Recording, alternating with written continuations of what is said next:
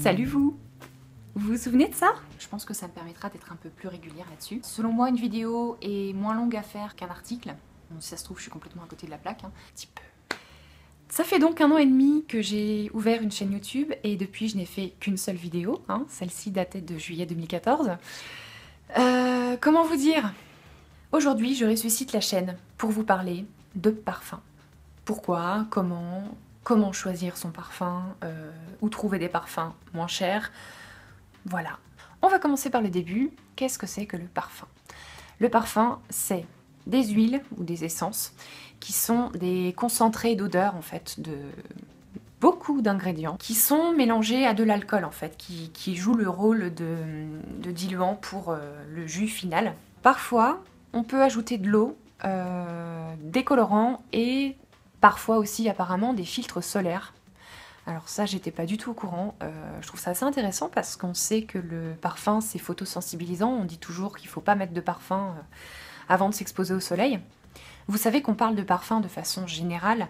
Après, il y a différents dosages des essences qui donnent différents produits finis. Le premier qu'on peut trouver, c'est l'eau de Cologne, dans laquelle on trouve 4 à 6% d'essence et le reste c'est de l'alcool. Alors j'ai appris ça en faisant les recherches pour cette vidéo parce que pour moi l'eau de Cologne c'était de l'eau de Cologne. Vraiment un produit à part entière en fait. Entre 7 à 12% on parle d'eau de toilette. C'est je crois le dosage le plus répandu pour les parfums pour hommes. Peut-être parce que déjà les ingrédients de base sont des odeurs assez... tu vois. Du coup, il n'y a pas trop besoin d'en mettre beaucoup pour que ça attaque un peu. Ensuite, entre 12 et 20% d'essence, on appelle ça l'eau de parfum. Donc ça, c'est, j'ai l'impression aussi, le dosage le plus répandu pour la parfumerie pour femmes. Entre 20 et 40% d'essence, on parle de parfum. Et c'est très très rare, ou d'extrait, voilà, c'est vraiment pour des parfums vraiment de luxe, c'est pas le truc qu'on va trouver sur tous les rayons chez Sephora, quoi. Attention cependant, parce que l'eau de parfum n'a pas forcément la même odeur que l'eau de toilette en plus forte ou en plus tenace. Parfois des notes peuvent ressortir plus et changer complètement la fragrance.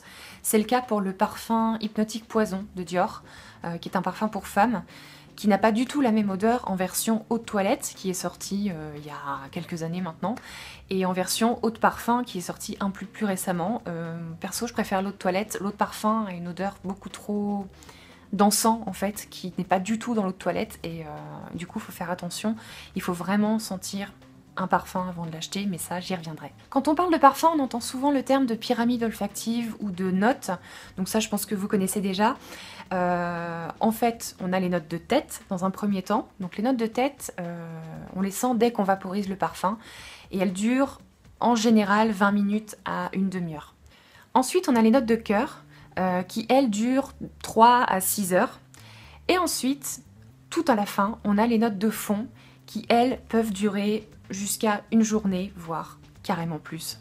Comment se parfumer de façon idéale? Alors ça, j'ai envie de dire que c'est une question de goût, parce que moi je change tout le temps en fait, c'est-à-dire que des fois je me vaporise uniquement le cou, des fois je vaporise mes poignets, je tapote, et puis je tapote après dans le cou, derrière les oreilles, tout ça. Parfois je fais la technique du nuage de parfum qui m'a valu certaines moqueries il y a quelques années. Voilà, les gens qui regardent se reconnaîtront peut-être. C'est-à-dire, voilà, ça consiste à vaporiser un nuage de parfum devant soi, donc 2-3 vaporisations quand même, hein, parce que vu le prix que ça coûte, merci. Et de passer dans le nuage comme ça, donc du coup, je fais bien le passage. Du coup, on est parfumé entièrement, mais de façon très subtile. Quelle partie du corps est-il préférable de se parfumer pour que l'odeur dure le plus longtemps possible? Coco Chanel disait une très jolie phrase, disait qu'il fallait se parfumer partout où on voulait être embrassé. C'est les points les plus chauds en fait, là où on a le pouls, qui vont faire en sorte que la peau va mieux diffuser la fragrance, donc le cou, les poignets, derrière les genoux aussi apparemment, au niveau des chevilles aussi, dans le bas du dos. Alors certaines personnes parfument aussi leurs vêtements ou leurs écharpes en fait. Moi j'avoue que je suis pas trop fan de ça parce que j'ai envie de pouvoir changer de parfum d'un jour à l'autre, donc si je mets un parfum différent et que par-dessus je mets mon écharpe où il y a un autre parfum, c'est pas super agréable quoi. Et en plus je trouve que le parfum vieillit moins bien sur le tissu, En fait, il reste plus longtemps sur le tissu, ça c'est clair. Mais je trouve que je sais pas, je trouve que ça vieillit pas bien en fait sur le tissu, le parfum. Voilà, ce n'est que mon avis. À quelle dose faut-il se parfumer idéalement? Alors ça, c'est pareil, c'est comme la façon de se parfumer, c'est vraiment chacun fait comme il veut. Là, je suis en train en fait de vous donner des règles que vous êtes libre de suivre ou pas, mais bon voilà, c'est juste un peu pour la culture, on va dire. Je crois qu'on a tous croisé une fois dans notre vie quelqu'un qui s'était beaucoup trop parfumé. La règle dit qu'en fait, c'est un pas. C'est-à-dire qu'une personne qui est à moins d'un pas de vous, en distance, doit pouvoir sentir votre odeur. Et si elle vous sent à plus d'un pas, c'est que vous avez beaucoup trop dosé. Là encore, c'est une question de goût. Il y a des gens qui aiment qu'on sente leur parfum quand ils entrent dans une pièce, j'allais dire, mais il y en a, on se demande un peu quand même. Alors si on suit cette règle du un pas de distance, comment savoir quelle est la juste dose quand on se parfume? Eh ben, il faut juste tester en fait. Chaque parfum est différent, chaque parfum va mieux accrocher la peau que d'autres. Ça, j'y reviendrai aussi un peu plus tard. Mais vraiment, j'ai tendance à dire qu'il vaut mieux en mettre trop peu que trop. Je porte l'un des parfums les plus difficiles à porter, je dirais. Voilà. Quand j'entends les gens parler, dire Angel, c'est vraiment trop écœurant comme parfum et tout. Non, c'est juste que c'est mal porté des fois, mais j'ai jamais eu de soucis avec celui-là. J'ai toujours eu que des compliments de gens qui savaient pas que c'était Angel, quoi. Testez, demandez l'avis aussi des gens, de vos amis, de votre famille, pour voilà, des avis honnêtes, quoi. Est-ce que je cocotte ou est-ce que je cocotte pas? Alors la grande question, comment choisir un parfum? Alors, un parfum, ça se teste évidemment avant de l'acheter. D'abord sur la mouillette. Le truc en carton où on vaporise le parfum, ça s'appelle une mouillette. Ça m'éclate. Il est évidemment super important de tester le parfum sur sa propre peau pendant plusieurs jours. Demandez un échantillon ou utilisez les testeurs que vous avez en parfumerie. Hein. Les testeurs, ils sont là pour ça. Récemment, j'ai vu une cliente dans une parfumerie juste à côté de moi qui s'est parfumée. J'ai compté les vaporisations, elle s'est vaporisée 17 fois. Elle n'était pas du tout gênée, hein, donc vous, ne vous gênez pas, sérieux quoi. Pourquoi il est important de tester un parfum sur sa propre peau pendant plusieurs jours? Parce que on a tous une peau différente, un pH de peau différent, qui va faire en sorte que le parfum va évoluer différemment selon la personne en fait, tout simplement. Donc il faut tester un parfum sur soi pour savoir si on le supporte et si on aime son évolution. Un autre petit truc, quand vous prenez un échantillon de parfum en parfumerie, quand c'est des échantillons en petites fioles avec un bouchon en plastique, prenez un vaporisateur de sac avec. Parce que l'échantillon comme ça, vous n'allez pas pouvoir appliquer le parfum comme il faut en fait. Vous n'allez pas en mettre assez déjà. Donc ça peut vous faire croire que vous supportez un parfum et en fait pas du tout quand vous le vaporisez vraiment avec un vrai flacon. Et ça va pas bien le diffuser sur la peau, donc c'est pareil, vous n'allez pas forcément autant le sentir, il va pas forcément être aussi présent que si vous le vaporisiez avec un vrai vaporisateur. Passons maintenant à l'instant cliché. Quand vous choisissez un parfum, en fait, c'est pas vous qui choisissez le parfum, c'est le parfum qui vous choisit. Et c'est tellement vrai. Le ou les parfums qui vous correspondent, c'est vraiment quand vous le sentez, vous faites « Ah, mais c'est moi, quoi !»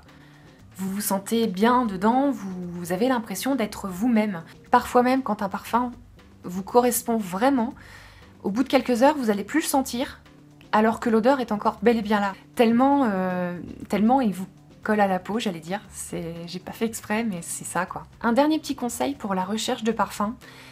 Quand vous êtes en parfumerie, allez un peu fouiner du côté des flacons qui payent pas vraiment de mine, en fait. Parmi tous les parfums qui existent et qui sortent tous les ans, il y en a très peu qui sont marketés comme des blockbusters, j'ai envie de dire. Allez fouiner du côté des flacons, ouais, qui paraissent peut-être un petit peu vieillots. Il y a des parfums qui sont... il y a des flacons qui sont vraiment moches et qui peuvent carrément renfermer le parfum de votre vie, quoi. Bon, après, je parle du parfum de votre vie, mais vous pouvez tout à fait en avoir un, voire deux, voire peut-être trois, je sais pas. Je pense pas qu'on puisse avoir une multitude de parfums qui nous correspondent entièrement.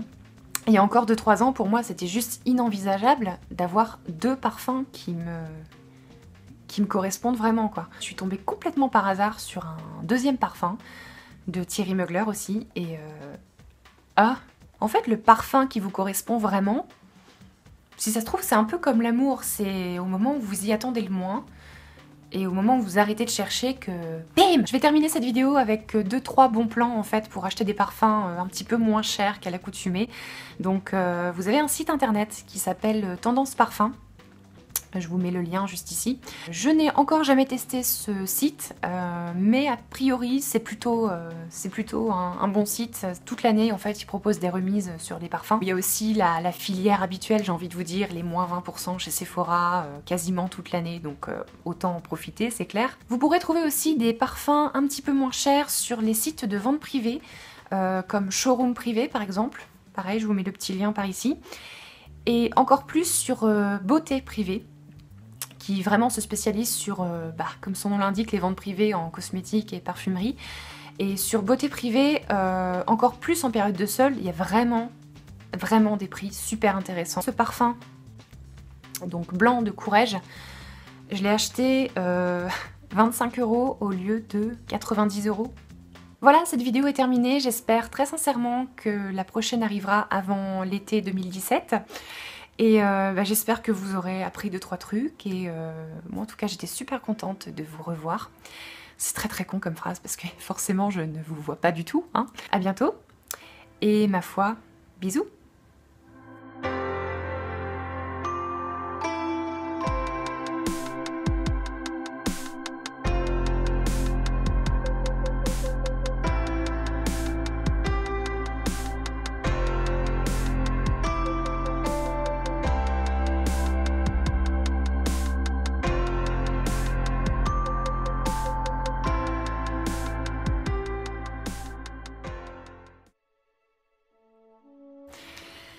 J'espère que la prochaine mettra beaucoup moins de temps à arriver.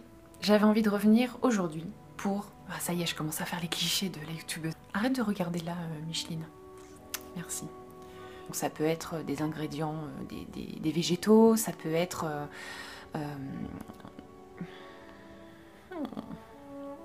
Un exemple qui me vient en tête, c'est le parfum Hypnotic Poison. Poison. C'est quoi?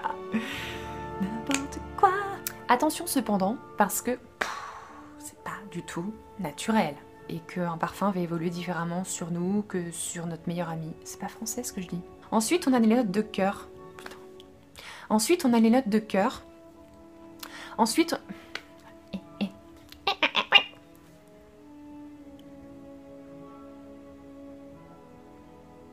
Je dis pas que quand je mets pas de parfum, je me sens toute nue, mais... Quand j'en mets, je me sens plus habillée. C'est complètement con ce que je dis.